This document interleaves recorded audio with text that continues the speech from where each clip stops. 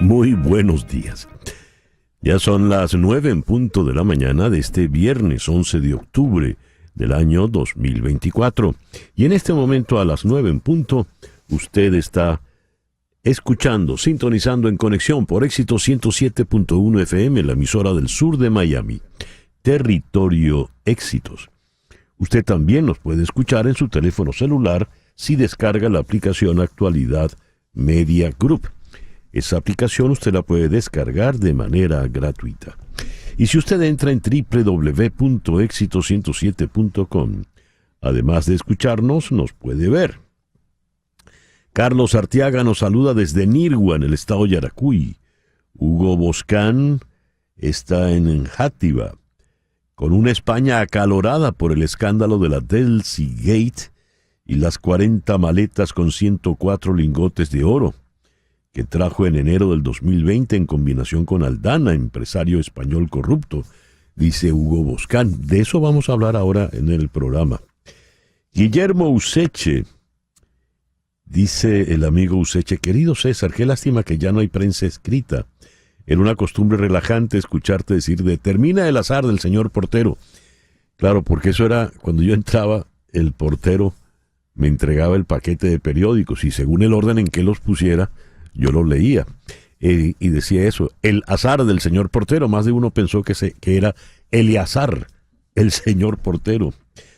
Osiris Elohim Ramírez Canchica nos saluda desde Durham, en Carolina del Norte, sexagenario. Douglas Isturiz en El Salvador. Silvia Ascanio está en Houston. Carlos Cuevas en Westchester, Pensilvania.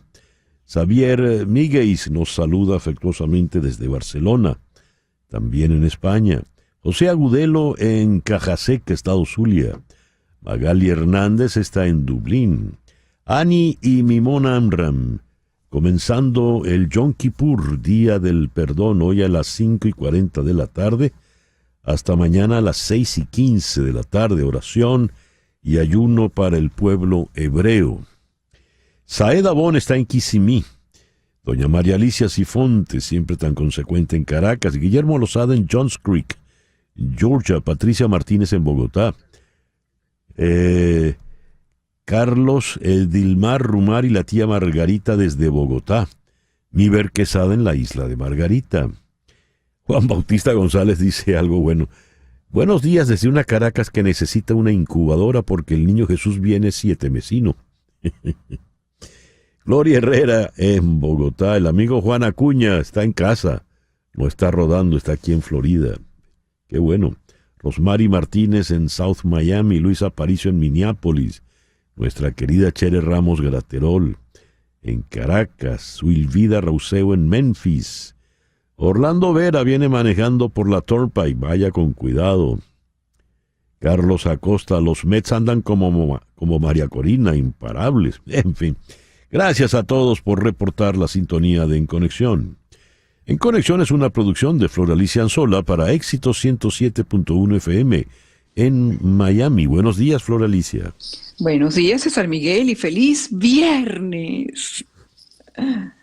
Laura Rodríguez está en la producción general. Muy buenos días, Laura. Muy buenos días a todos, feliz día. En Madrid está Mariel Sofía Rodríguez en la producción informativa. Buenos días, Mariel Sofía. Muy buenos días y feliz viernes para todos. Jesús Carreño en la edición y montaje, Carlos Prato en los controles. Buenos días, Carlos. Muy buenos días. Y ante el micrófono, quien tiene el gusto de hablarles, César Miguel Rondón.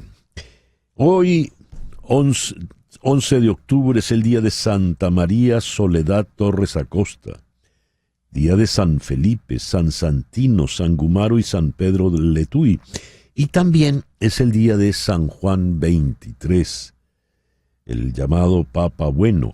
En el calendario astrológico de Enrico Mariani tenemos hoy que la luna continúa creciendo en Capricornio, pero a partir de las 2:31 del mediodía entrará creciente en Acuario, y en Acuario va a permanecer buena parte del fin de semana. La luna de Acuario es la luna de las sorpresas, es la luna propicia para todo lo que tiene que ver con la tecnología, computación, cibernética, informática, y es la luna de los amigos. Y esa luna cambiará a las 3:55 de la tarde del domingo, entrando creciente en Piscis. Por el día de hoy, todavía la luna está en Capricornio. A partir de las 12:31 del mediodía entrará creciente en Acuario, y el sol, por supuesto, está en Libra este viernes 11 de octubre. Hoy es el Día Internacional de la Niña. El objetivo es dar apoyo a todas las niñas del mundo en defensa de sus derechos, así como concienciar a la población sobre los desafíos que tienen que superar en muchas ocasiones solo por su género. Es también el Día Mundial de la Carretera. Se destaca la importancia de invertir en el mantenimiento y conservación de estas estructuras de ingeniería civil para la mejora de la calidad de vida de los usuarios que las transitan. Es el Día Internacional contra el Fracking. El fracking, o fractura hidráulica, es una práctica que se viene llevando a cabo en los Estados Unidos y en otros países con el fin de extraer del subsuelo recursos como petróleo y gas de una manera no convencional.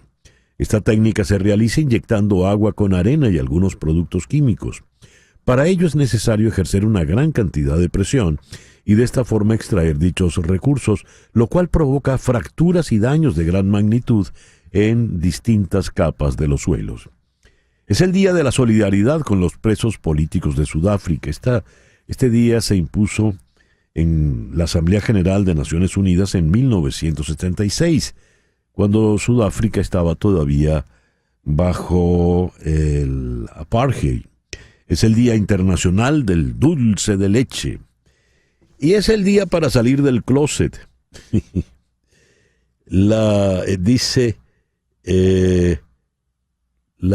idea es tomar conciencia de los derechos humanos de las personas que conforman la comunidad LGBT, en manifestar con absoluta libertad su orientación sexual ante la sociedad sin vejaciones ni discriminaciones. Y esta fecha se elige por el aniversario de la Marcha Nacional de los Derechos Gays que se llevó a cabo en Washington en 1987. El programa que hemos preparado para el día de hoy lo vamos a iniciar en Lima con Valentina Ballesta. Ella es la directora adjunta de investigación para las Américas de la organización Amnistía Internacional. Hoy, allá en Ginebra, se va a votar la renovación del mandato para Venezuela de la Oficina del Alto Comisionado de Derechos Humanos y la confirmación de la misión de determinación de los hechos. Esto es muy, muy importante. Luego, en Madrid, vamos a conversar con Álvaro Nieto, el director de The Objective, a propósito del escándalo en España porque ha vuelto el Delcy Gate. Hay un escándalo importante que vincula a Ábalos, el que fuera ministro de Transporte cuando el Delcy Gate, y que por lo visto va a afectar también nada menos que a Pedro Sánchez. En Baltimore vamos a conversar con el analista Eduardo Soto. Con él vamos a ver cuál es el estado de los llamados swing states, que son los estados decisivos en la elección del próximo 5 de noviembre. El detalle está en que en estos swing states siguen realmente empatados prácticamente Donald Trump y Kamala Harris. Vamos a hacer luego, hablando de política venezolana, nos vamos a actualizar con César Batis, director del diario El Pitazo. César Batis está en Orlando. Con él también vamos a evaluar lo que ha sido este mes de exilio de Edmundo González Urrutia en Madrid. Y con Mari Montes vamos a conversar sobre el pase de los Mets de Nueva York, ya a la división de campeonato. Esta noche juegan el bonito los Dodgers y los Padres, y el que gane allí se va a enfrentar entonces a los Mets por el banderín de la Liga Nacional. Lejos ha llegado el manager venezolano Carlos Mendoza. También mañana arranca la Liga Venezolana de Béisbol Profesional. Eso lo vamos a conversar con Mari. Y el foro en el día de hoy, en este mes de la hispanidad, se lo vamos a dedicar a los aportes que han hecho los hispanos a los Estados Unidos, aportes culturales, sociales y económicos.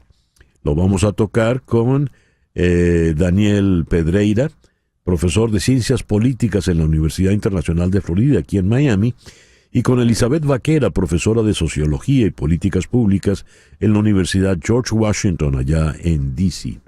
Ese es el programa que hemos preparado para ti, para este 11 de octubre del año 2024.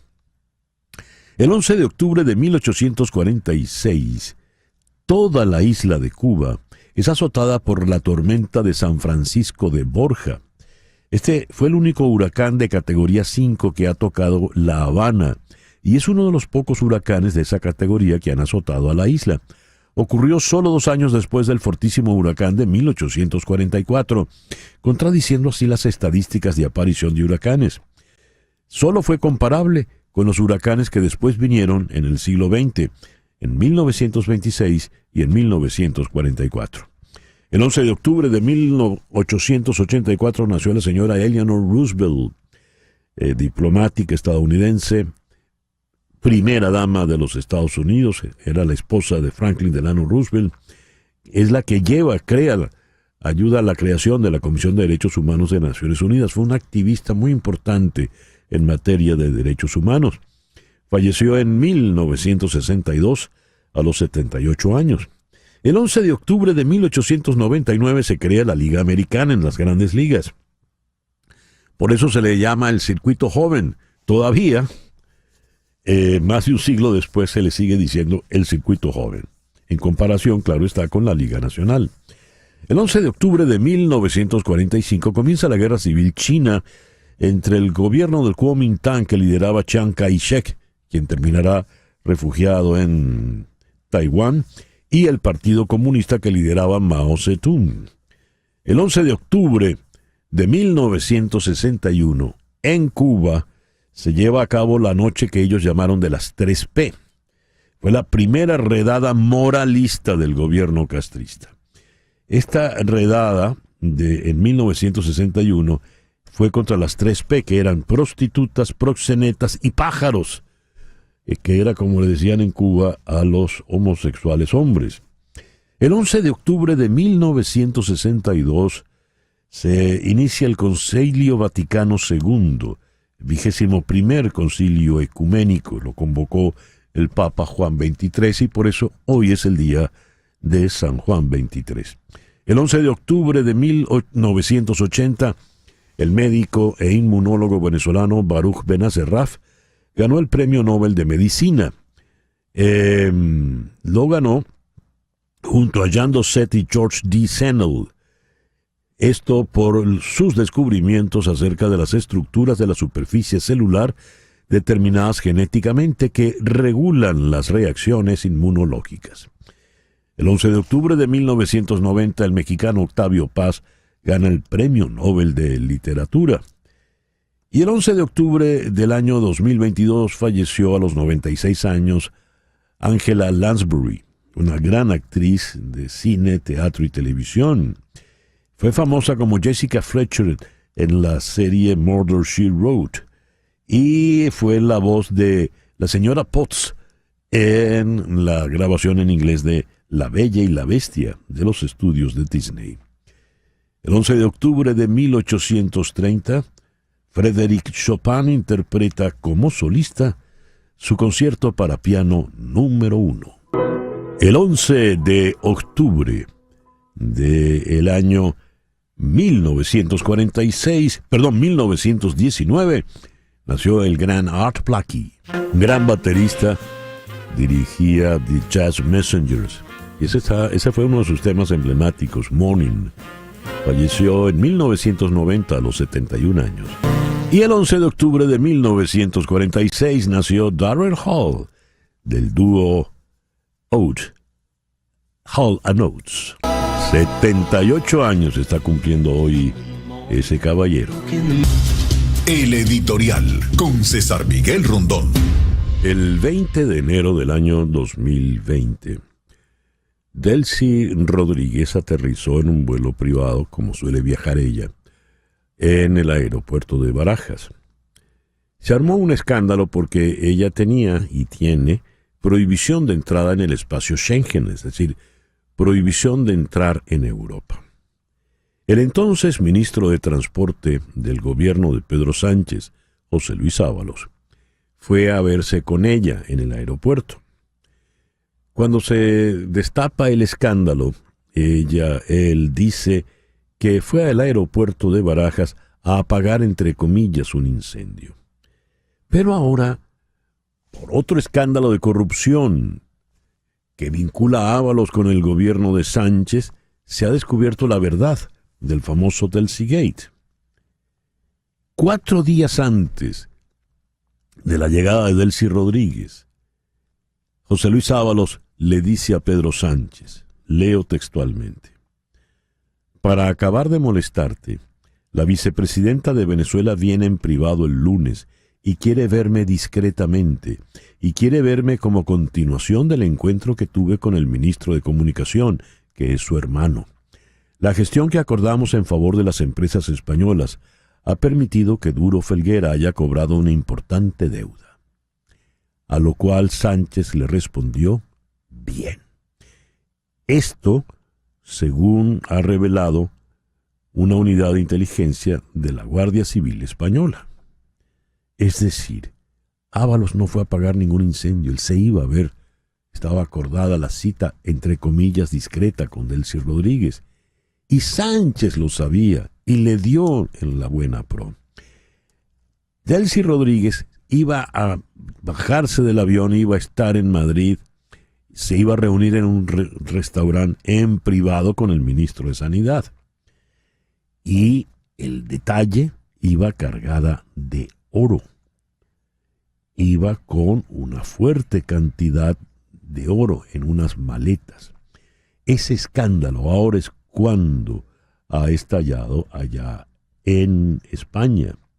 De ese escándalo nos vamos a ocupar en el programa.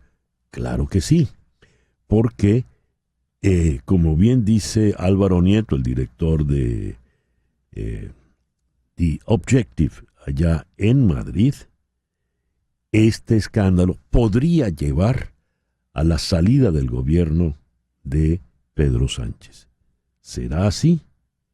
Según un trabajo que leo en The Objective, en el PSOE dicen: esto se cae, esta es la peor manera de salir del gobierno, por el escándalo de corrupción. Escándalo de corrupción donde están involucrados los altos funcionarios de la dictadura venezolana. Delcy Rodríguez, la vicepresidenta del gobierno, nada menos y nada más. El detalle está en que quizá caiga el gobierno español. El gobierno venezolano, todavía no. 9:20 de la mañana, una pequeña pausa y ya regresamos con las noticias más importantes de este viernes 11 de octubre. Y a las 9:22 vamos con las noticias del día de hoy. El presidente de la Cámara de Representantes, Mike Johnson, no cede ante la presión del presidente Biden para que vuelva a convocar al Congreso antes de lo previsto para financiar las ayudas en caso de desastre. Ayer Biden dijo que el Congreso debería volver y ocuparse de las necesidades de emergencia de inmediato, antes de reconocer que no había hablado directamente con Johnson. Un asistente del presidente dijo que el Congreso volvería después de las elecciones, mientras el gobierno está gastando el dinero destinado a las ayudas en caso de desastre. La FEMA, la Agencia Federal para el Manejo de Emergencias, dijo que ha gastado casi la mitad del dinero destinado a las ayudas en caso de desastre asignado para este año fiscal, en apenas 8 días.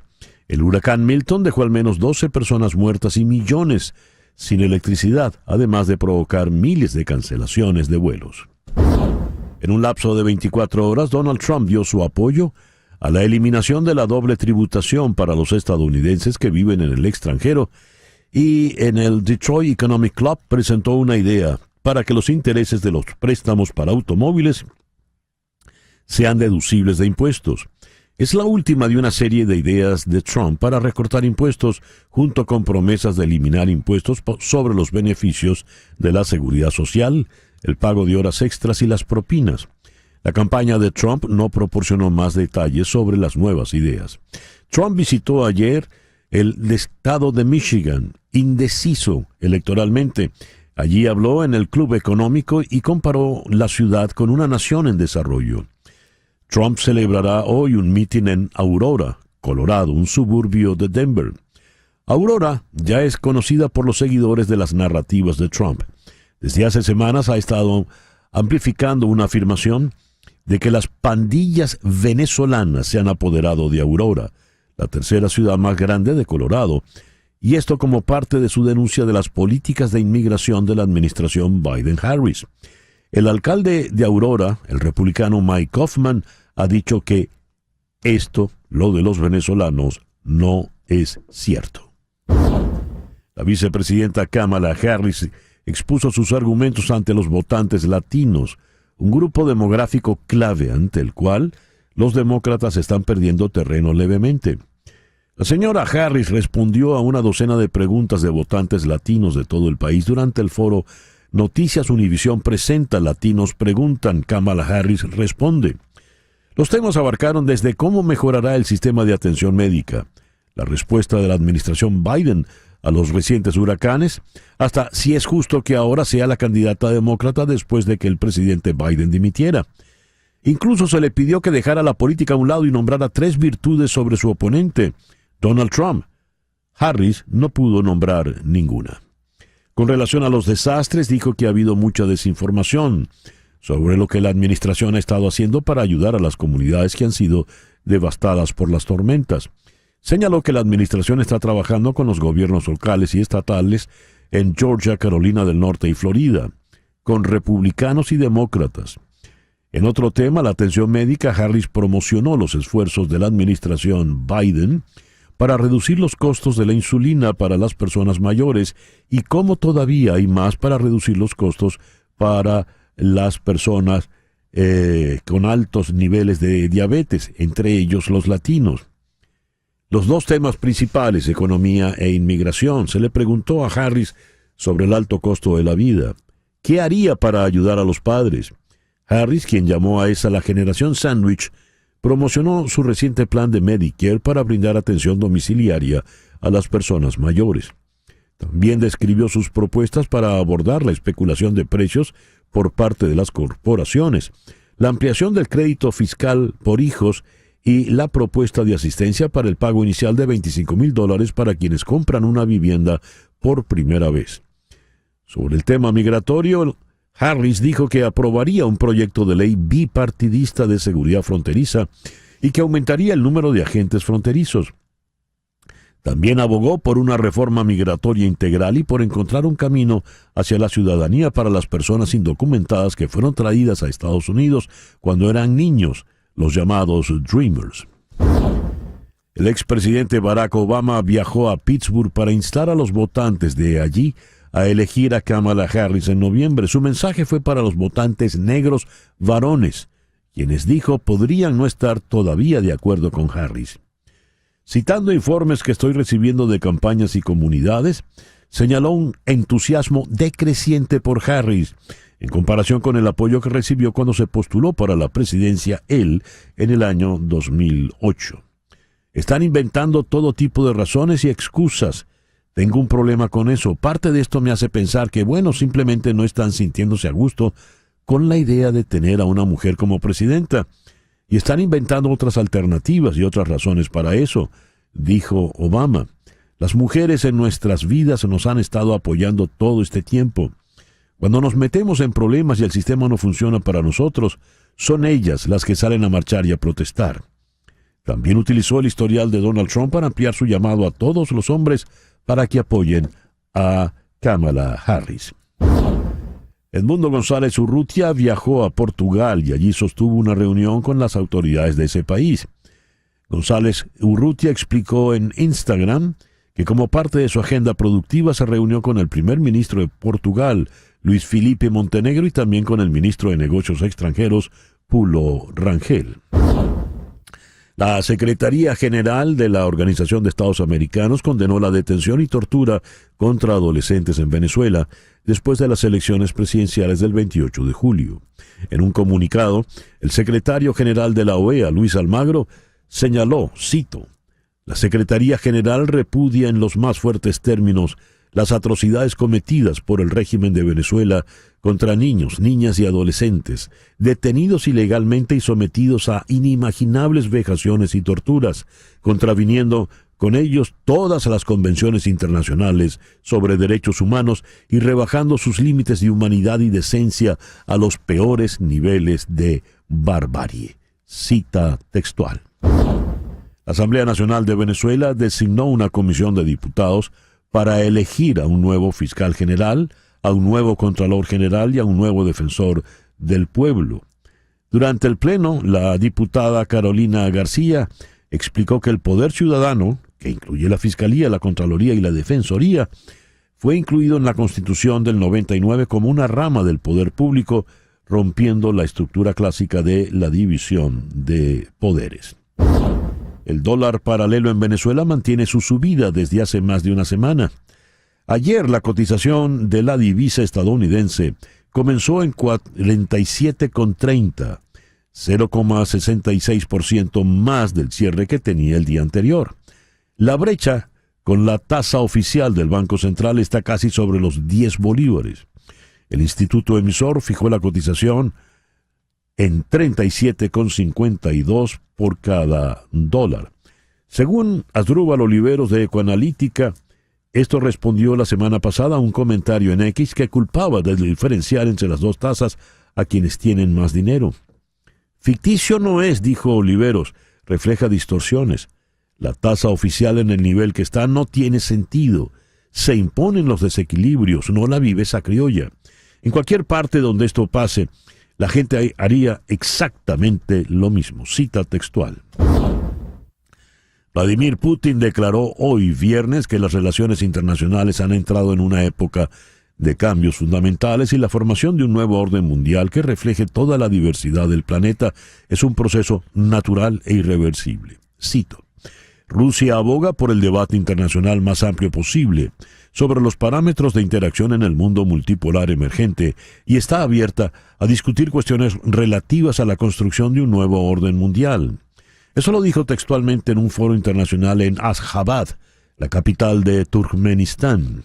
En su intervención, recalcó que el mundo se enfrenta a amenazas sin precedentes generadas por fracturas de civilizaciones y conflictos interétnicos e interreligiosos, y las relaciones internacionales han entrado en una era de cambios globales y fundamentales. Cita textual. El Premio Nobel de la Paz 2024 fue otorgado hoy a la organización japonesa Nihon Hidankyo, un movimiento de base de sobrevivientes de la bomba atómica por sus esfuerzos para lograr un mundo libre de armas nucleares.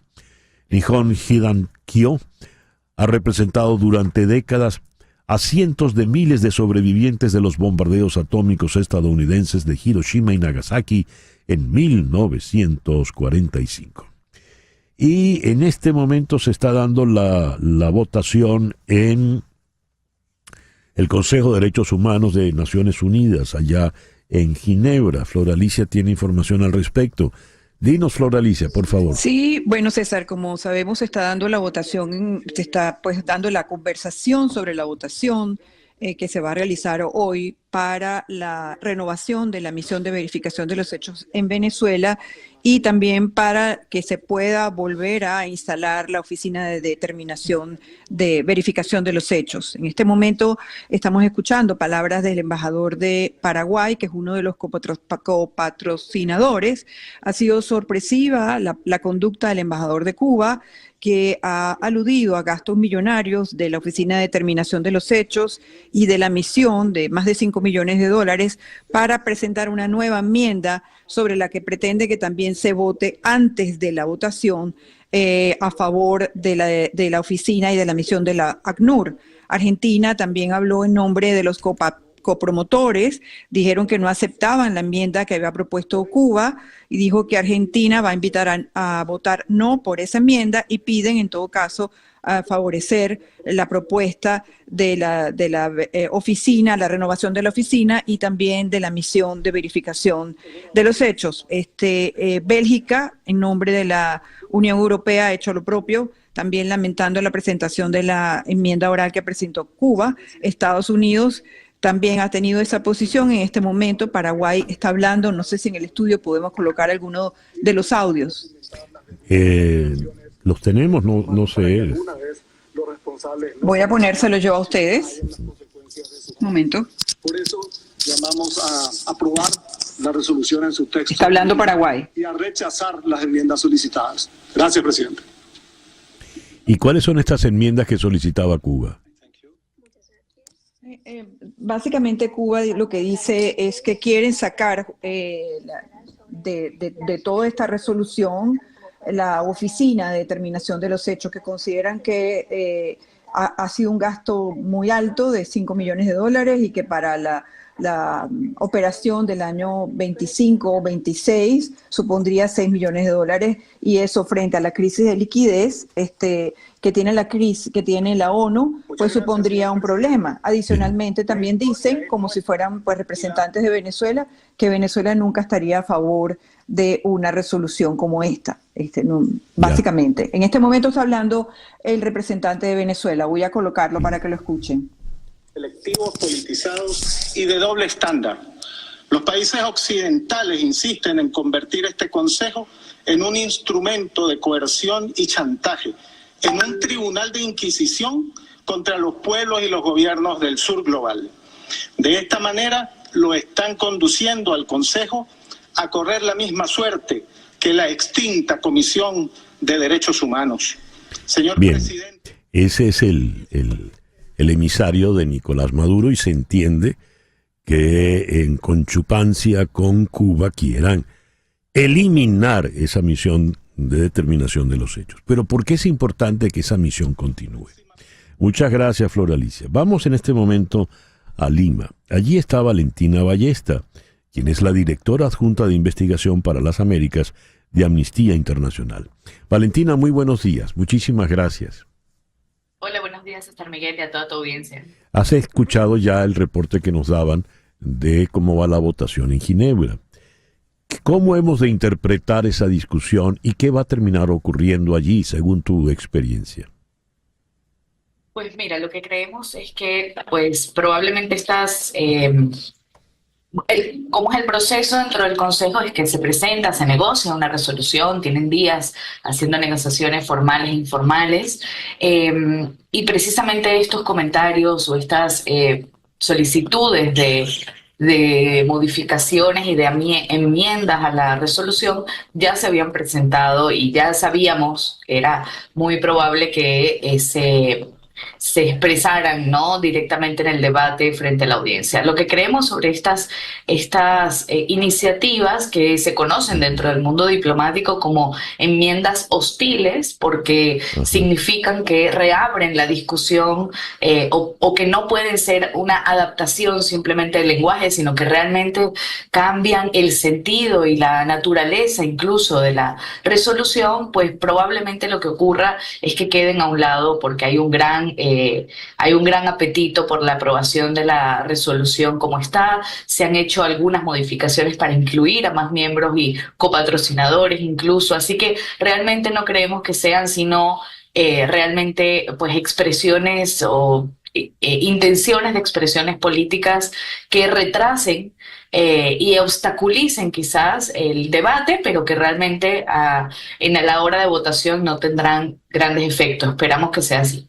A ver, por supuesto hay cosas que son difíciles de entender por absurdas o contradictorias.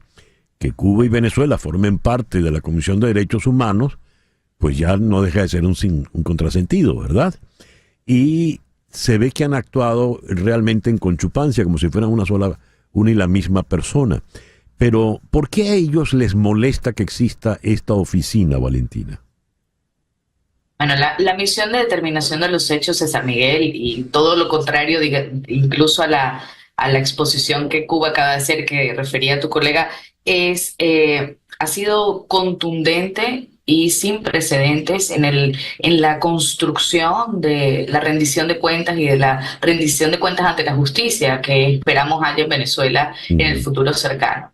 Estamos hablando de que es el único órgano independiente de Naciones Unidas que ha nombrado personas específicas que podrían tener responsabilidad penal por la comisión de crímenes de lesa humanidad, que estos crímenes de lesa humanidad además hoy siguen absolutamente vigentes e incluso lo que hemos visto en las semanas recientes ha sido un repunte. Entonces, pues, ¿por qué les molesta a Cuba y a Venezuela? Bueno, porque lo que sobre todo Venezuela ha intentado hacer en los últimos años es cerrarse el escrutinio internacional, es acomodar los mecanismos internacionales a su propia narrativa y por supuesto, blindar a las personas y a las autoridades en Venezuela a que no sean investigadas y a no rendir cuentas ante la justicia. Entonces, bueno, ¿por qué quieren deshacerse de este mecanismo? Porque simplemente ha sido un gran, como lo decía al inicio, un hito en materia de rendición de cuentas y pues seguramente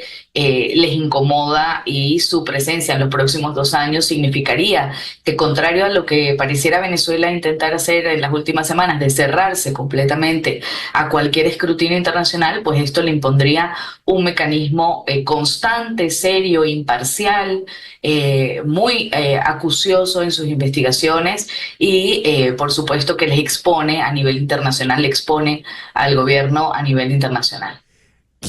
¿Con quiénes cuenta en esa comisión la dictadura venezolana, aparte de Cuba, por ejemplo? Sí, hay otros países, eso también te lo iba a comentar. Efectivamente hemos escuchado esta mañana no solamente las propuestas de Cuba, pero también hemos escuchado a Bielorrusia, por ejemplo, y hemos escuchado a Eritrea, donde no son tan, digamos, abiertamente coordinadas las posturas quizás con Venezuela, pero que también parecieran estar desviando la atención o que pretenden desviar la atención sobre el marco de la resolución, que en este momento es realizar investigaciones para asegurar la rendición de cuentas sobre crímenes de lesa humanidad en Venezuela, y las quieren desviar a otros temas, ¿no? Te pongo un ejemplo. Hace un rato Eritrea planteaba que quería hacer una enmienda también al texto de la resolución, y que esta enmienda debía contener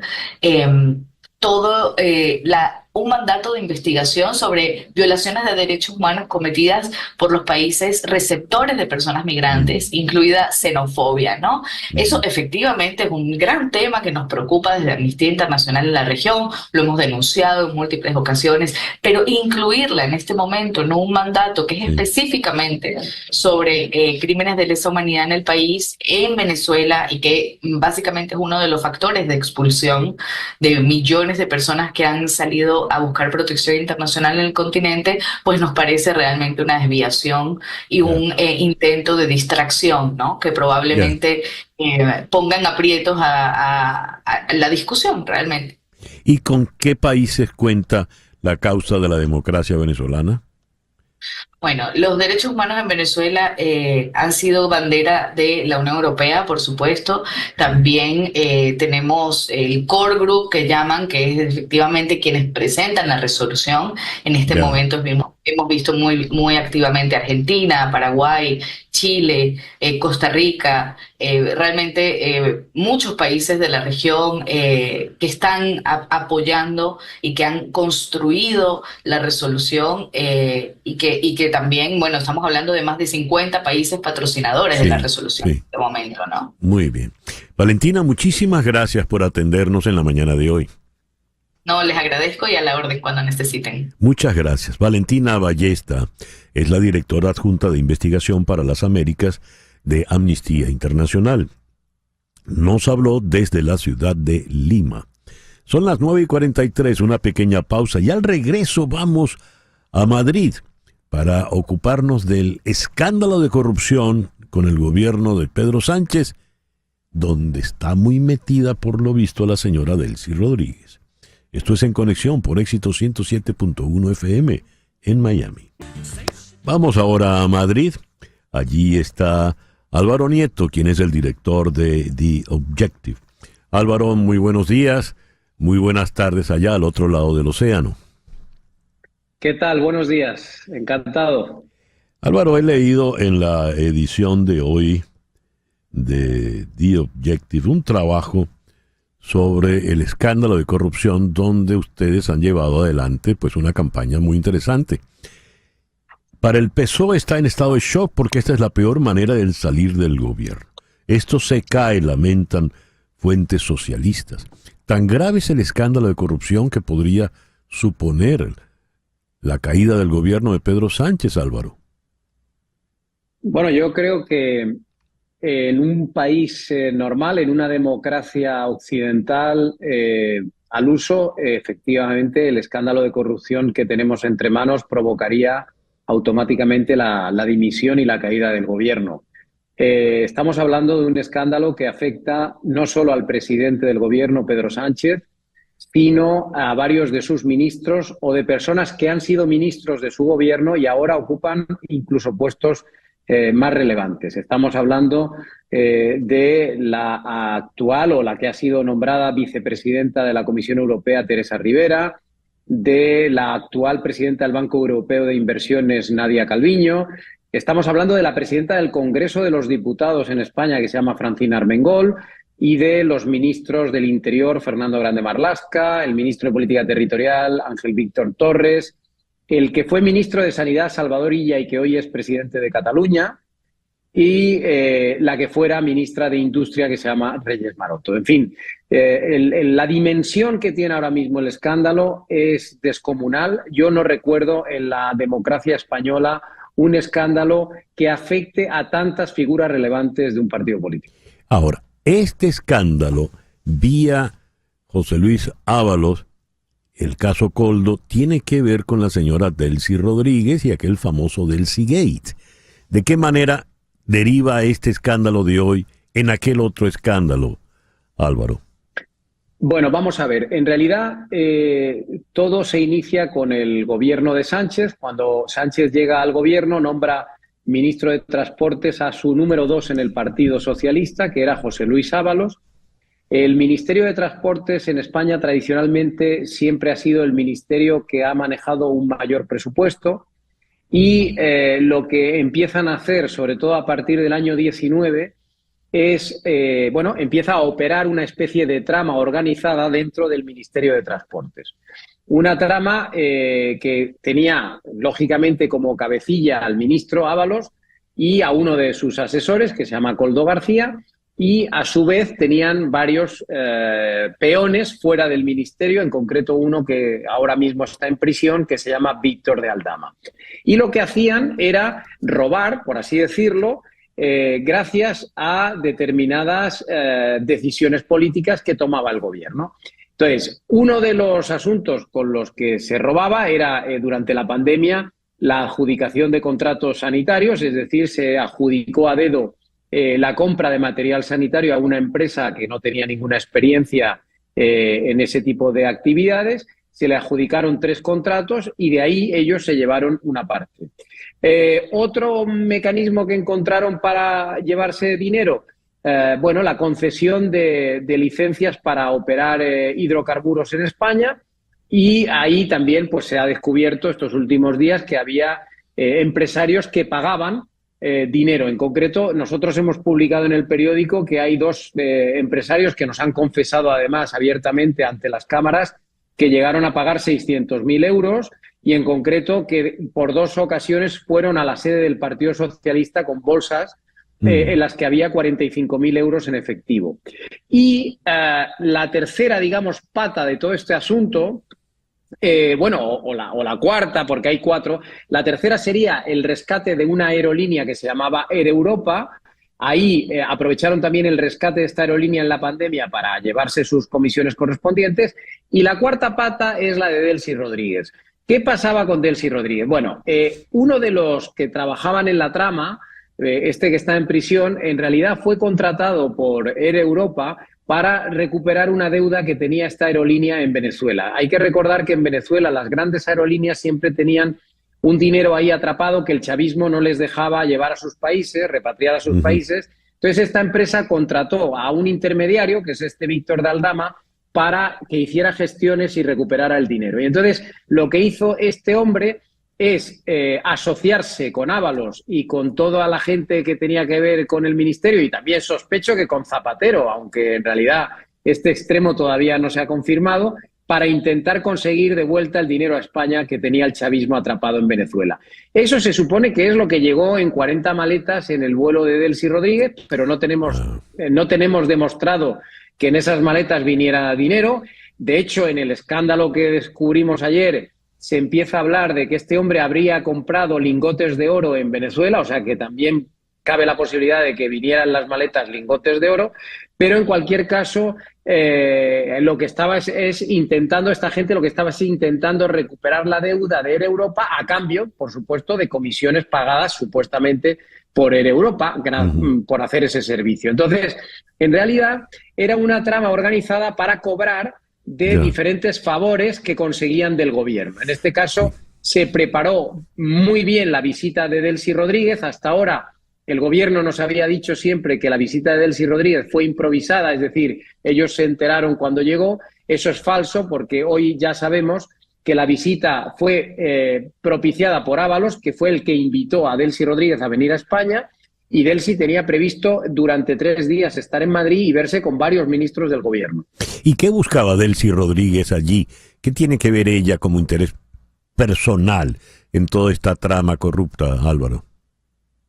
Bueno, yo creo que el gobierno lo que pretendía era sacar dinero, o sacar, en este caso concreto, yo creo que Ábalos lo que pretendía era aprovecharse de alguna manera de Venezuela. Yo creo que hay que tener en cuenta que el Partido Socialista lleva haciendo negocios con Venezuela desde hace muchos años. Yo mismo tengo un libro que se llama Conexión Caracas-Moncloa, en donde yo cuento cómo empiezan las relaciones con el chavismo. Las empieza primero un ministro de Zapatero que se llama José Bono, luego cuando Zapatero abandona el gobierno retoma él directamente las relaciones, que las continúa hasta hoy, y yo creo que Ábalos lo que hace es intentar coger esa línea, consciente de que ahí podría haber algo de negocio. Entonces se dedica a hacer gestiones con Venezuela a favor de empresas españolas, pero claro, a cambio de ganar algún dinero por el camino, ¿no? Esto es, yo creo que lo que estaba pasando. O sea, Ábalos simplemente quería aprovecharse de la circunstancia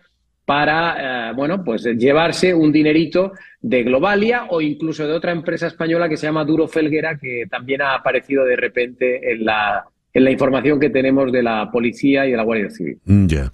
Álvaro, muchísimas gracias por haber compartido con nosotros en el programa de hoy. Sí, yo simplemente quería decirte que el presidente del gobierno está vinculado con todo esto porque el hombre que está en prisión ahora mismo, que es Aldama, el supuesto cabecilla de toda la trama, Víctor de Aldama, él, durante todo el tiempo que estaba activa la trama, sobre todo en el año 2020, él se veía a menudo con la esposa del presidente del gobierno. Es decir, mantenía una relación de estrecha amistad en ese momento con Begoña Gómez. Por tanto, yo creo que el presidente del gobierno puede tener problemas en el futuro si al final se acaba demostrando algún tipo de vinculación más con este hombre. Ya. Bueno, hay que seguir la pista de todo este entramado, ¿no? Muy delicado, de verdad. Álvaro, de nuevo, muchísimas gracias. Muchas gracias, encantado. Álvaro Nietos, el director de The Objective, nos habló desde Madrid. Son las 9:56. Las noticias de este momento en Conexión Radio. ¿Qué noticias tenemos en este momento, Flor Alicia? Bueno, César Miguel, el secretario de Estado estadounidense Anthony Blinken, advirtió el viernes a China sobre cualquier provocación con respecto a Taiwán al día siguiente de que Pekín amenazara a la isla en reacción a un discurso del presidente taiwanés. El presidente taiwanés, Lai Ching-te, se comprometió ayer a resistir a la anexión de la isla a la que China considera parte integrante de su territorio. Pekín reaccionó rápidamente a sus declaraciones, afirmando que las provocaciones del dirigente taiwanés causarían un desastre para su pueblo. Blinken, que calificó el discurso del presidente taiwanés de ejercicio habitual, aseguró desde Laos, donde asiste a una cumbre regional, que China no debe en ningún caso utilizarlo como un pretexto para llevar a cabo acciones provocadoras. Dijo, al contrario, queremos reforzar y muchos otros países quieren reforzar el imperativo de preservar el statu quo y el hecho de que ninguna de las partes adopte medidas susceptibles de comprometerlo. Caray. Gracias, Flor Alicia. Leo lo siguiente. Según una encuesta publicada ayer, Kamala Harris y Donald Trump siguen empatados en los estados clave, de manera sorprendente, desconcertante, frustrante y abrumadora. Uno de los años políticos más agitados de la vida de cualquiera no ha logrado cambiar la opinión de muchos votantes, a pesar de una serie de reveses alucinantes, drama criminal, un cambio de candidato, desastres ambientales, guerras extranjeras e incluso intentos de asesinato. Hablamos de Georgia, Carolina del Norte y Pensilvania, y donde las diferencias, si no están empatados, la diferencia entre uno y otro está en lo que se considera margen de error. ¿Qué es lo que está pasando y qué puede terminar de ocurrir cuando restan tan pocos días para el 5 de noviembre? Vamos a Baltimore, allí está Eduardo Soto, analista político en Raven. Eduardo, muy buenos días, muchas gracias por atendernos. Todo un placer, muchas gracias, César Miguel. ¿Cuál es la situación en estos estados indecisos de swing states? Primeramente, César, hay que expresar nuestra simpatía con aquellos residentes de esos estados swing state, porque están siendo bombardeados con anuncios políticos y de campaña a un volumen que debe ser estremecedor. Eso es porque estos son los estados decisivos, como bien señalaste. Son estados donde el número de votantes, el número de electores, que son esos delegados que se eligen, que a su vez eligen al presidente de los Estados Unidos en un sistema bastante arcaico que francamente deberíamos modernizar, pero porque acaparan tal número de delegados, son los estados que son decisivos porque le llevan más rápidamente a la mayoría a el posible ganador de esta contienda. ¿Por qué permanece esa situación tan estrecha de virtual empate entre ambos? Se trata en gran parte de la expansión geográfica de estos estados. Son estados que suelen acaparar no solamente áreas urbanas muy importantes como en Pensilvania, la ciudad de Filadelfia, donde hay gran parte de la población, sino que también tienen espacios rurales muy vastos, donde la orientación política será por la realidad económica, la realidad religiosa, otros factores sociales, causan que haya una división política. Y eso se presta entonces para que en estos estados swing state veamos estas diferencias tan ínfimas entre ambos candidatos, y existe la posibilidad cada 4 años de que un partido o el otro pueda vencer sin tener un patrón de victoria tan consistente, ¿verdad? Porque estos son estados donde el resultado suele variar. ¿Y qué puede terminar ocurriendo en estos pocos días que restan para el 5 de noviembre? Bueno, verán los residentes de esos estados correo que reciben, panfletos y plataformas políticas, mensajes de los candidatos, anuncios que van a acaparar gran parte del tiempo que pasas viendo televisión. Y veremos un enfoque en las áreas geográficas donde cada partido tiene una ventaja. Tal vez para los republicanos esos sean áreas más rurales de estos estados, y para los demócratas serán las áreas más urbanas. Y por consecuente también verás un enfoque en ciertas comunidades que acaparan gran parte de la población en esas regiones dentro de esos estados. Verás, y hemos visto, cómo Donald Trump trae a hacer campaña a artistas del reggaetón para tratar de ganar el voto puertorriqueño, que puede ser, junto con el voto latino en general, decisivo en un estado como Pensilvania, incluso en un estado como Carolina del Norte. Y por otra parte ves a Kamala Harris con artistas latinos por su parte, haciendo campaña de una manera que tal vez llame la atención a esas comunidades que, si salen a votar a cierto nivel, pueden darle la victoria a un candidato o a la otra. Ya. De manera tal de que ese todo el esfuerzo de campaña se ha reducido ya en estos días finales en esos estados indecisos? Personalmente, César, en esta etapa de la contienda electoral, siempre reflexiono sobre si este modelo del colegio electoral que tenemos en los Estados Unidos es realmente algo democrático que sirve los intereses del pueblo. Y me explico.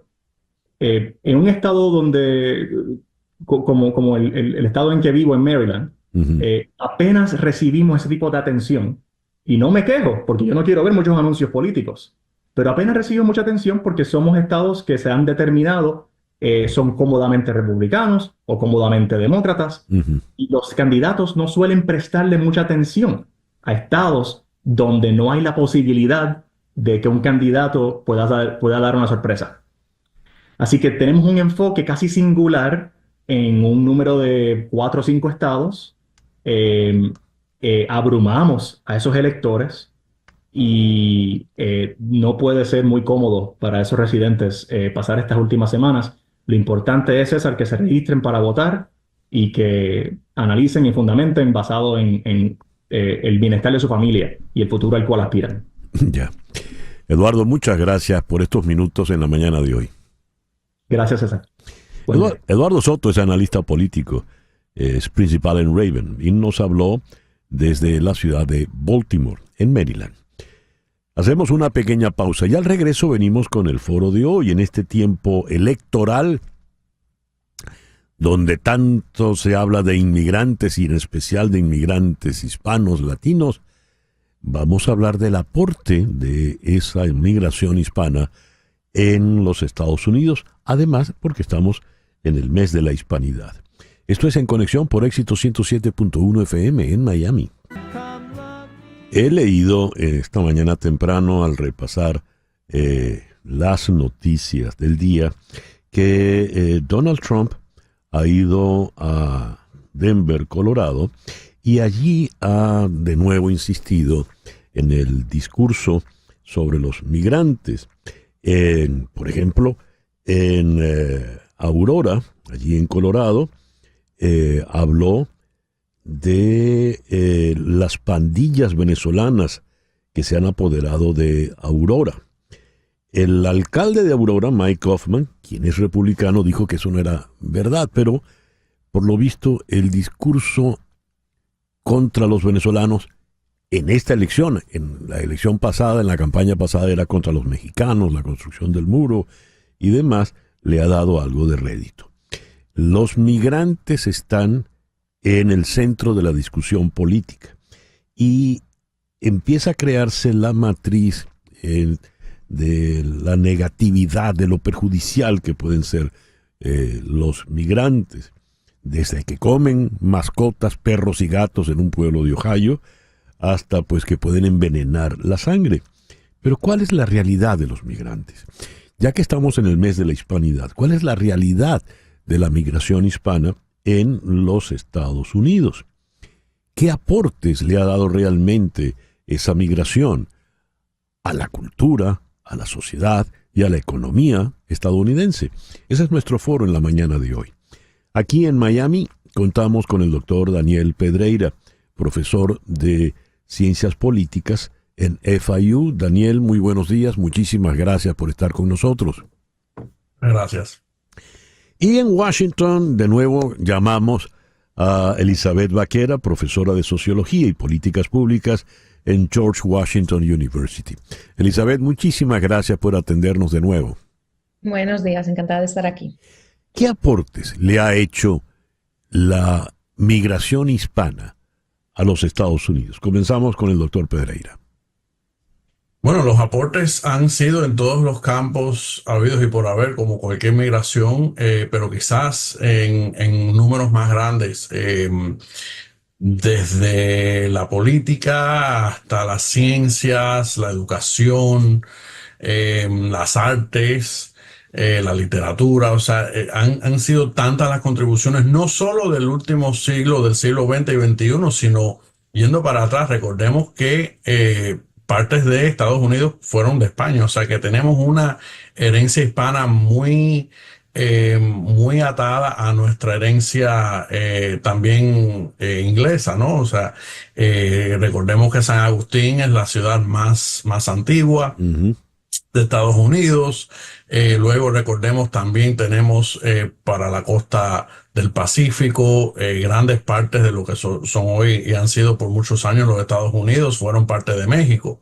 O sea que esas poblaciones que estaban ahí cuando parte de México pasó a ser parte de Estados Unidos, permanecieron ahí. Y y sus descendientes permanecen ahí. O sea que no todos estamos pensando de los hispanos en Estados Unidos como muchas veces como inmigrantes solamente, pero en sí también son en ciertas partes de Estados Unidos nativos, ¿no? Por consecuencias históricas. Sí, en el caso de California eran los que estaban ahí cuando vino la fiebre del oro. Llegaron, recibieron a los otros. Me gustaría oír tu opinión al respecto, Elizabeth, por favor. Como decía el doctor Pedreira, Estados Unidos no es la excepción, sino que es la regla, ¿no? De países en los que inmigrantes, y en nuestro caso estamos hablando de latinos, en Estados Unidos crean innovación, ayudan a la ciencia. Tenemos neurocirujanos que son de origen latino, el fundador de Duolingo es de origen latino también. Tenemos muchísima representación en Estados Unidos. Mi autora favorita, Isabel Allende, es una inmigrante de Latinoamérica que vive en Estados Unidos ahora. Entonces, en ese sentido, hay mucho que estar orgullosos de las contribuciones tanto de los inmigrantes como de los latinos que no tienen origen inmigrante en nuestro país. Y como decía, esa innovación a través del mundo de todos los países la reconocemos. Me gustaría comentar otra cosa. Muchas veces nos enfocamos particularmente durante el mes de la herencia hispana en los latinos, los hispanos, que son famosos.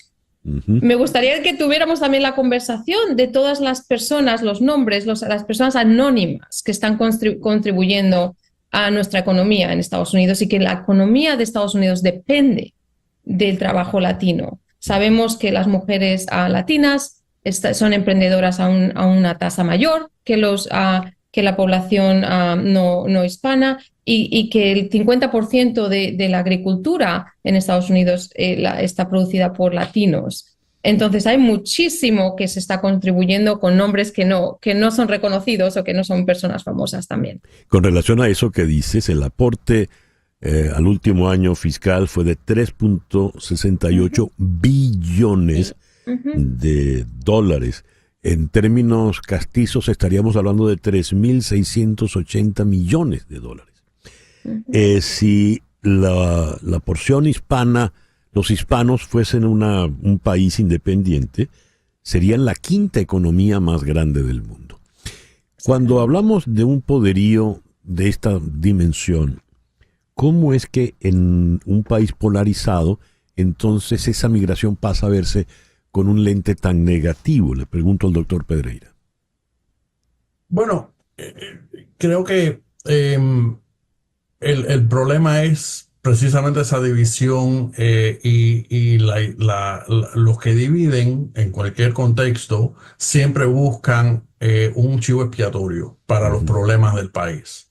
En la historia de Estados Unidos han habido muchos chivos expiatorios, ¿no? O sea, la situación que estamos viendo con los hispanos en particular y con los inmigrantes hispanos, la vimos con los irlandeses en el siglo XIX, la vimos incluso con los católicos en el siglo XIX, la vimos con los afroamericanos, con muchos grupos que fueron viniendo de una forma u otra. O sea que como es el grupo más reciente en cierta forma, y vamos a incluir también a los haitianos, ¿no? Que también han estado calumniados recientemente, pero como son los grupos de migrantes más recientes, son los que ahora reciben el enfoque. Si mañana vienen vienen personas de otros países, van a recibir también ataques de ciertos sectores. O sea que yo creo que estamos viendo algo distinto porque son hispanos y nos toca a nosotros, pero al mismo tiempo no estamos viendo algo muy, muy distinto. Entonces,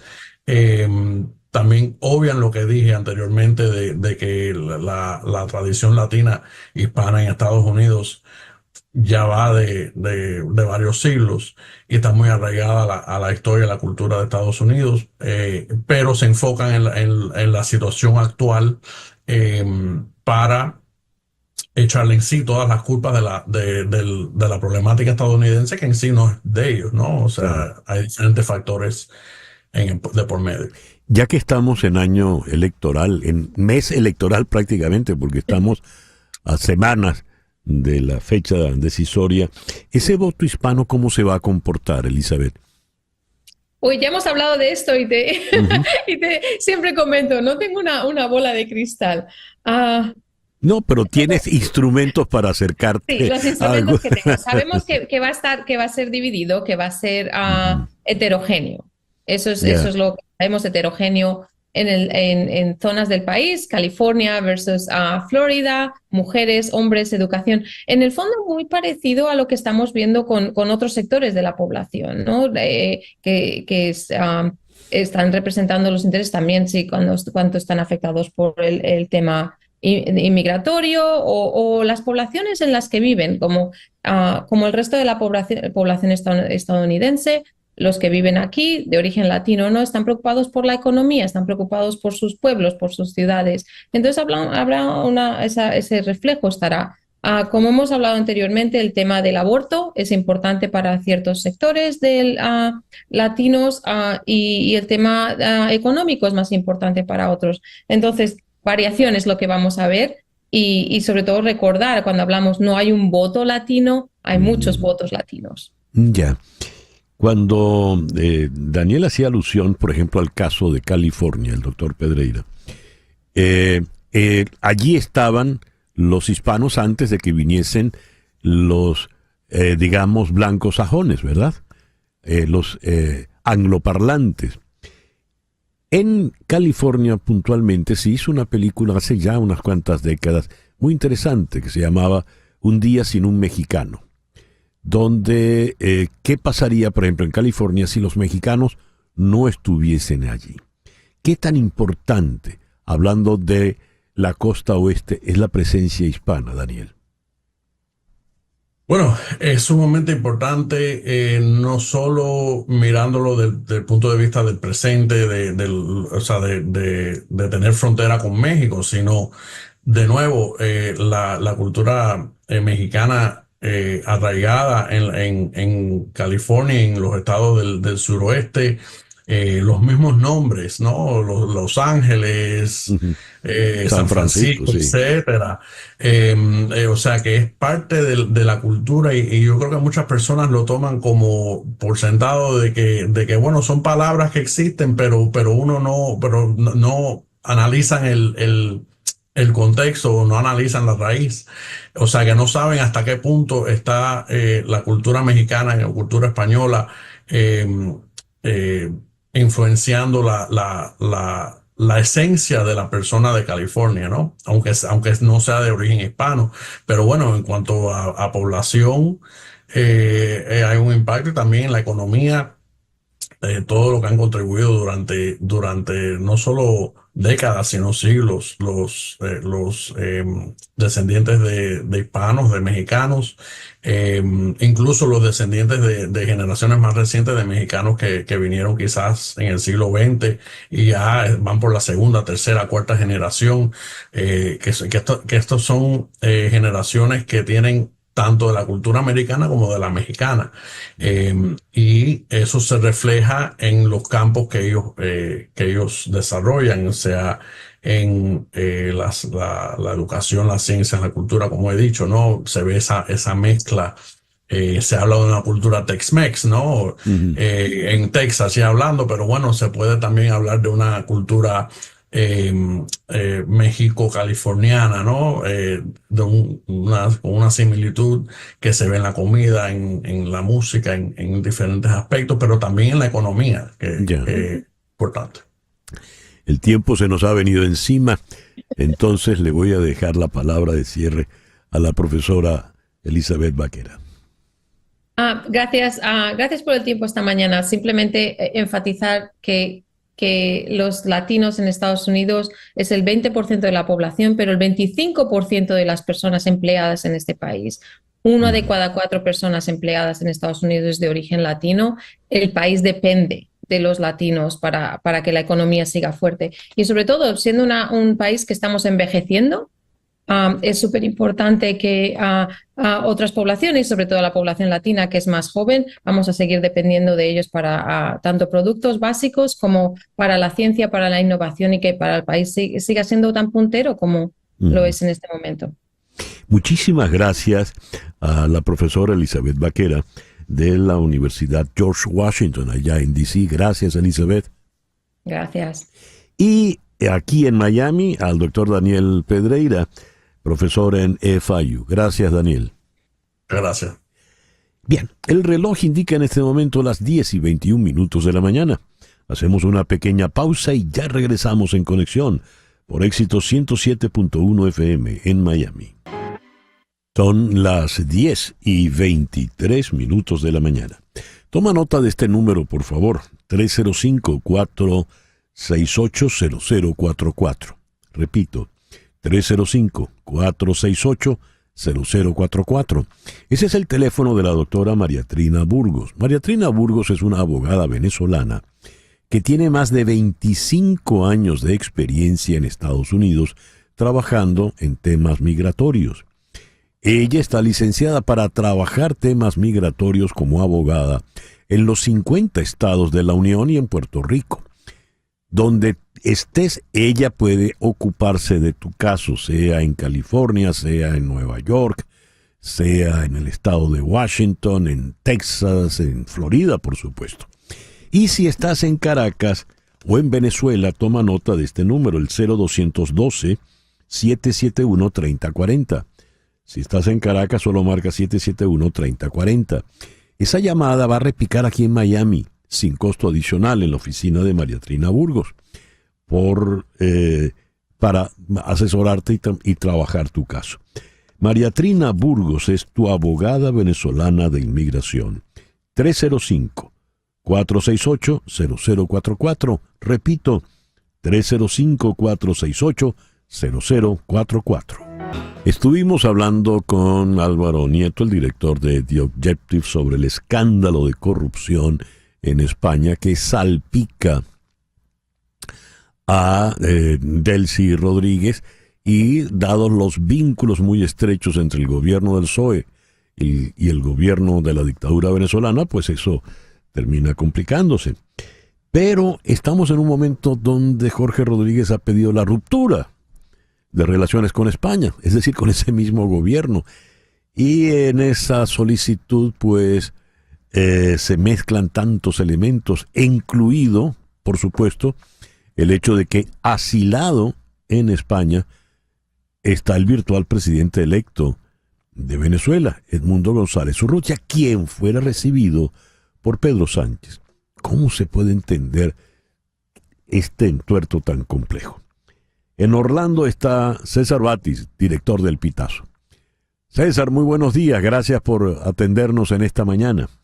Buenos días, César Miguel. Saludos a toda la audiencia. A ver, ¿cómo podemos entender este entuerto? La relación gobierno de Pedro Sánchez, gobierno Nicolás Maduro, González Urrutia en Madrid, Rodríguez Zapatero por allí, el escándalo que se ha desatado en España en estos días, donde está salpicada Delcy Rodríguez, en fin. Mira, yo creo que aquí hay una sola palabra que cabe para explicar todo esto que ha ocurrido en torno al caso Koldo, que es como se le conoce en España, en torno al exilio incluso de Edmundo González. Y la palabra es negocios. Los negocios que existen entre funcionarios o exfuncionarios del gobierno de Pedro Sánchez y empresarios vinculados, como figuran ahora en este caso Koldo, y por supuesto figuras políticas de alta relevancia e importancia en el gobierno de Maduro, como Delcy Rodríguez. Y lo que escuchamos de Jorge Rodríguez, y sabiendo que hay tantos negocios, tantos intereses económicos detrás, cuando uno escucha a Jorge Rodríguez decir de romper las relaciones con España, siendo España no el gran comprador, como se cree, de productos venezolanos, pero sí un aliado muy importante para Delcy Rodríguez y para los hermanos Rodríguez, uno se pregunta si lo de Jorge Rodríguez no es más que palabras al tendido de sol, como se hablaría en términos de la tauromaquia, para que sean escuchados por la audiencia, incluso por la audiencia interna, porque sabemos también que estas alianzas que tienen los hermanos Rodríguez le han creado problemas internos dentro del oficialismo, específicamente con Diosdado Cabello. Cuéntanos eso. ¿Qué tipo de negocios son los que realmente han manejado? Bueno, estamos hablando de los negocios que estamos hablando, son estos negocios que aparecen específicamente y para no especular, los que aparecen en el expediente, en este último expediente de más de 230 páginas, 280 páginas. Yeah. Y uno de los casos que aparece allí es la relación directa en la negociación de oro. Una negociación que no está muy clara en el expediente porque de acuerdo con este personaje Aldama, Víctor Aldama, de Aldama, que participa en las conversaciones y que junto al presidente de la Federación Venezolana de Fútbol, Jorge Jiménez, reconocen como jefa a Delcy Rodríguez, hablan de una negociación de oro, un oro que sería trasladado en un vuelo desde Moscú a Caracas. Un oro que es vendido por Venezuela y que ese oro, de acuerdo, insisto, de acuerdo a esta investigación, se trasladaría. Y también este Aldama, que es presidente del Zamora Fútbol Club de España, no del Zamora de Venezuela, que es un equipo propiedad o hasta donde sea propiedad de los hermanos de Hugo Chávez o de uno de los hermanos. Este Aldama, además, fue reconocido como el negociador de la deuda de los 200 millones de dólares que estaba cobrando Europa al gobierno de Venezuela y que Delcy Rodríguez reconoce que él sea el intermediador en eso. Y bueno, y así vemos y vamos, y aquí hay otro tipo de negociaciones y facilidades logísticas para el traslado de dinero por el circuito financiero internacional donde esta persona trabaja, Víctor de Aldama trabaja, de acuerdo al expediente, trabaja en este lavado de dinero, en este tránsito de dinero por el circuito financiero internacional, en complicidad con, entre otros, el presidente de la Federación Venezolana de Fútbol, Jorge Jiménez, y por supuesto llamando, como ya lo he dicho, llamando jefa, reconociendo la jefatura de Delcy Rodríguez. De manera tal de que, por lo que estás contando, César, el desplante de Jorge Rodríguez pidiendo la ruptura de relaciones es lo que te decías, un saludo al tendido de sol.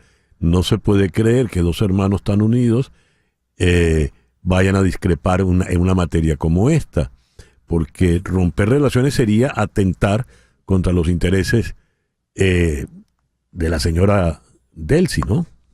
Y es que es muy claro, cuando Jorge Rodríguez pide a la Asamblea Nacional que voten a favor de solicitarle al gobierno de Maduro la ruptura de todo tipo de relación, el día siguiente, a los 2 días, aparece una imagen de Delcy Rodríguez reunida con el representante de Repsol en Venezuela, diciéndole que no hay ningún problema. Y por otro lado, el ministro de Economía de España sale a la prensa y dice no hay ningún inconveniente con las empresas españolas en Venezuela, no va a haber ningún problema. Estoy parafraseando, por supuesto, pero eso te indica que realmente esto ha sido un discurso al tendido de sol para, insisto, calmar las aguas internas en el oficialismo que bastante revueltas están.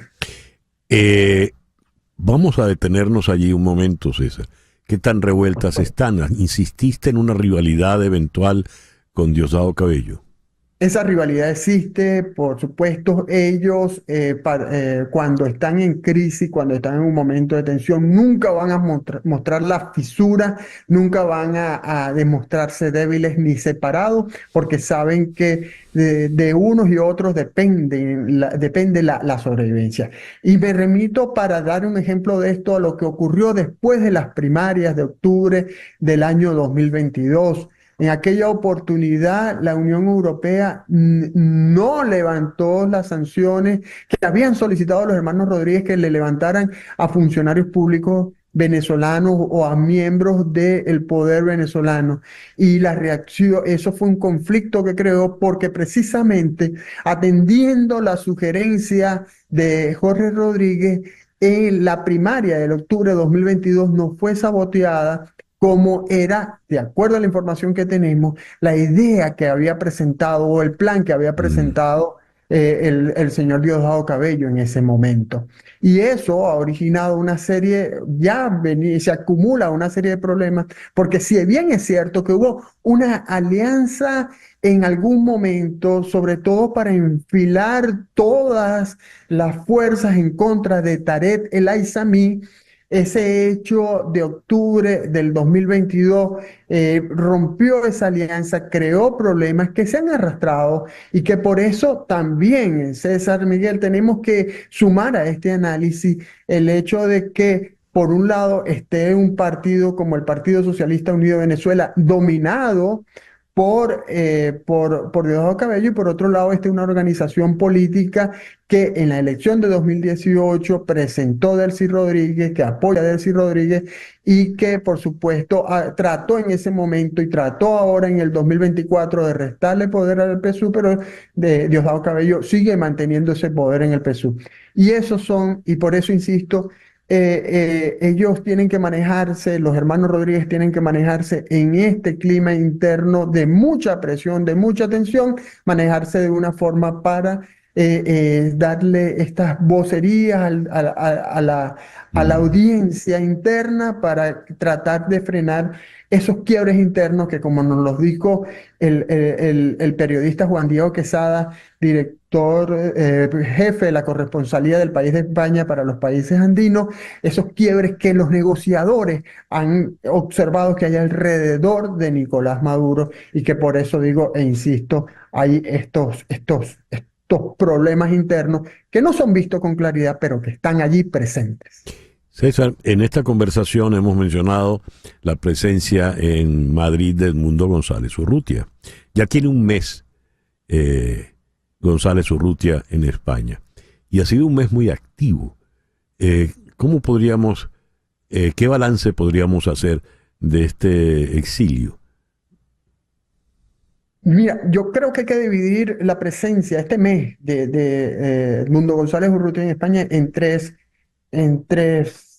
facetas o en tres puntos. Primero, las reuniones, las más de una docena de reuniones, por lo menos, con diferentes figuras de España, de Europa, e incluso el reconocimiento que ha recibido por parte del Congreso de Diputados, el Congreso de Senadores de España, por el Parlamento Europeo, es decir, todo esto que ha logrado en Europa con su presencia allá, que por ejemplo ayer tuvimos esta reunión con representantes del gobierno de Portugal. Por supuesto, todo esto son puntos a favor de la presencia de Edmundo González Urrutia. A su vez, ha creado también esta tensión interna que fíjate que creo que también hay que agregar al análisis de la tensión interna el hecho de que el exilio de González Urrutia no le ha salido tan bien como esperaban los hermanos Rodríguez, por el hecho del reconocimiento que ha tenido, por la posibilidad que de estas reuniones que ha logrado en diferentes puntos, incluso a pesar de que Pedro Sánchez no lo recibió como presidente, no lo recibió oficialmente, ha tenido ese impacto. Entonces, el otro nivel es el impacto dentro del oficialismo. Y el tercer nivel es el impacto dentro de la oposición y dentro del electorado que está a favor de la oposición. Tenemos que recordar que en un primer momento hubo como mucho desánimo por la decisión tomada por González Urrutia. E incluso el ex candidato Márquez los decía en esto hace algunos días, que él se sintió decepcionado por la salida de González Urrutia, y creo que eso interpretó eso interpreta lo que es el sentido de muchos venezolanos, pero que no es mayoritario. ¿Por qué? Porque la imagen de González Urrutia, gracias a la votación del 28 de julio, se mantiene todavía muy fuerte, cubierta por un teflón que las críticas aún le resbalan. Sin embargo, también tenemos que decir que es el impacto dentro de la oposición incluye a la figura principal de la oposición, que es María Corina Machado, quien ha quedado con todo el peso interno del liderazgo de la lucha, y que por supuesto un dato muy importante es que María Corina Machado se enteró ya casi que al final de la toma de decisión el hecho de que González Urrutia se iba a España, y esto por supuesto creó tensiones en la relación de González Urrutia y María Corina Machado, a pesar de que María Corina Machado insiste en que ellos hablan todos los días. Y lo otro que ha sido muy importante en cuanto a los impactos dentro de la oposición es lo que ha pasado en Primero Justicia. Es el quiebre que ha ocurrido en Primero Justicia y estos trapitos al sol que han salido de las rivalidades internas entre Capriles Radonsky y Julio Borges. Leí por allí algo que me sonó exagerado, pero dice, en Primero Justicia hasta el Opus Dei está dividido. Mira, no sé si llegan a ese punto, pero lo que sí es cierto es que hay una división bastante fuerte. Una división que se había frenado, que ya venía, y que precisamente por ahí leí un mensaje, un texto, una entrevista, no sé por dónde se coló, que dio Capriles Radonsky diciendo que no, que el problema no es por María Corina Machado y por González Urrutia, que no tiene que ver con eso, tiene que ver con una posición frente a Julio Borges. Pero lo cierto es que ya había algunas diferencias por la decisión tomada por Primero Justicia, por el directorio de Primero Justicia, de un apoyo irrestricto a María Corina Machado, a la figura de María Corina Machado, y a la opción que ella presentó como su sustituto, para decirlo de alguna forma, que es González. Ya. César, muchas gracias por estos minutos en la mañana de hoy. Siempre al lado. César Batis es el director de El Pitazo, nos habló desde Orlando. 10:41 de la mañana, una pequeña pausa y ya regresamos en conexión por Éxito 107.1 FM en Miami. Éxito 107.1 FM. Esta noche a las 9 en TVV Network, Sin Filtro, con Luis Olavarrieta. Luis estará conversando con la actriz Rosario Prieto. Y antes, a las 8 de la noche, La Última, en vivo con Carla Angola. Todo esto por TVV Network. Las noticias de este momento, en Conexión Radio. ¿Y ya qué noticia tenemos, Flor Alicia? Bueno, César Miguel, estoy muy feliz porque Venezuela, los venezolanos, ganamos hoy en el Consejo de Derechos Humanos, en la sesión 57, pues quedó aprobada la renovación de la misión de la ONU sobre Venezuela por 2 años más, para que investiguen graves violaciones a los derechos humanos, crímenes de lesa humanidad y rendición de cuentas, con énfasis tras el 28 de julio. La votación fue 23 apoyando, 6 en contra, 18 abstenciones del proyecto, que había sido liderado por Chile y Argentina.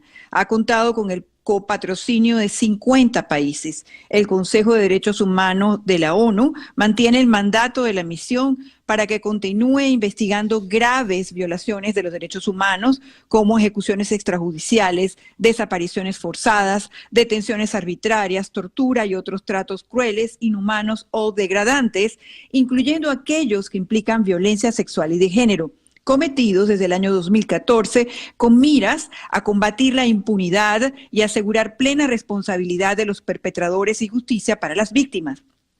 Esto con un enfoque particular en la situación de los derechos humanos en Venezuela antes, durante y después de las elecciones presidenciales del año 2024 y en la violencia perpetrada por grupos armados conocidos como colectivos.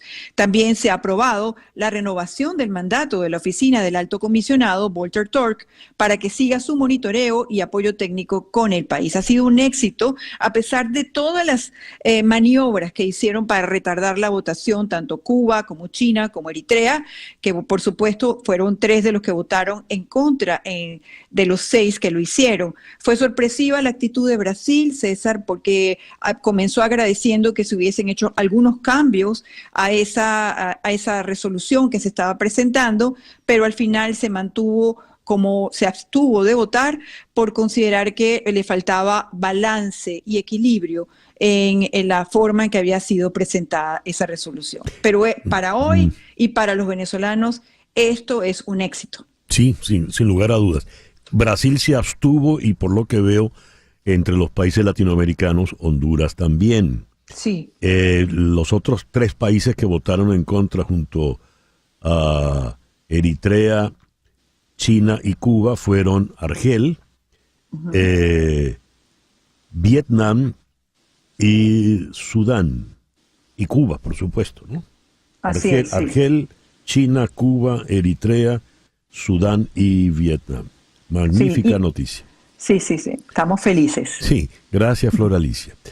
Y ahora a las 10:49 de la mañana hablamos de pelota.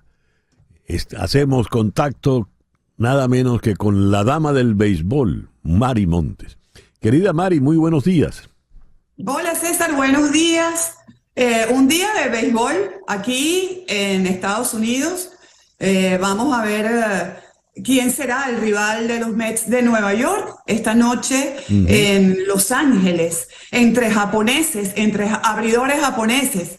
Se va a decidir ese juego entre los Padres de San Diego, que tendrán a Yu Darvish, tan experimentado, con experiencia en postemporada, y a Yamamoto, será el abridor de los Dodgers. Así que bueno, vamos a ver cómo va eso. Y en Venezuela, Magallanes y Tiburones.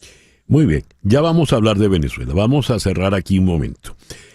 Esta noche van por el bonito en la Nacional y el ganador se va a enfrentar a los Mets de Carlos Mendoza, que ha hecho un trabajo extraordinario. Es decir, cuando comenzó la temporada nadie daba nada por su equipo, por los Mets de Nueva York, y mira tú, los tiene ya peleando el banderín. ¿Qué nos puedes decir de esto? Bueno, Carlos Mendoza, creo que desde la primavera tiene la convicción de que contaba con las piezas para armar un equipo ganador.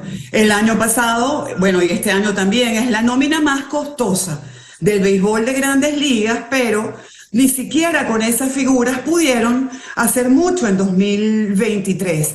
Así que la meta en 2024 realmente, César, en marzo, era que los Mets jugaran para 500, tal vez un poquito mejor. Y si se metían en la postemporada era una buena noticia. Pero todo lo que han hecho, evidentemente, pues ya los convierte en un equipo ganador. Ya llegar aquí ha sido muy grande para ellos y tienen esa inspiración. Y el otro juego por el bonito, como se dice, será en el juego que queda en la Liga Americana entre los Tigres y los ahora Guardianes. ¿Cómo ves ese encuentro? Ese encuentro va a ser nuevamente un duelo de lanzadores donde vamos a ver mucha defensa. No, a lo mejor me equivoco y va a ser un juego de muchos batazos, pero creo que no, van a regresar a Cleveland. Ese juego es mañana sábado, hoy es en la Nacional, mañana es en la Americana.